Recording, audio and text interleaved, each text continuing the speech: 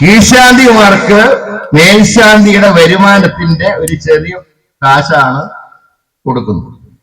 അത് ശമ്പളമല്ല, മറ്റൊന്നുമല്ല.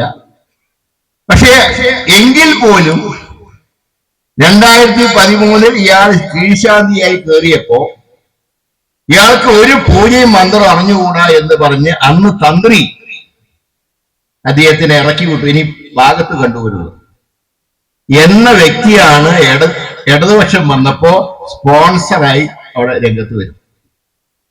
കീഴ്ശാന്തിയുടെ തുച്ഛമായ വരുമാനം സ്വീകരിച്ച് ജീവിച്ചിരുന്ന ഉണ്ണികൃഷ്ണൻ പോറ്റി എങ്ങനെ കോടികൾ വിലമതിക്കുന്ന സ്വർണത്തിനൊക്കെ സ്പോൺസറായിട്ട് മാറി? ഈ ചോദ്യത്തിന് ഉത്തരവുണ്ടോ? ആ വ്യക്തിയുടെ കയ്യിൽ എന്ത് ധൈര്യത്തിനാണ് ദേവസ്വം ബോർഡ് സ്വർണം കൊടുത്തയച്ചത്?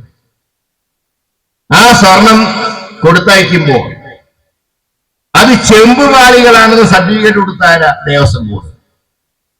ദേവസ്വം ബോർഡ് ഭരണസമിതി, കമ്മീഷൻ ഉൾപ്പെടെയുള്ള ഭരണസമിതി.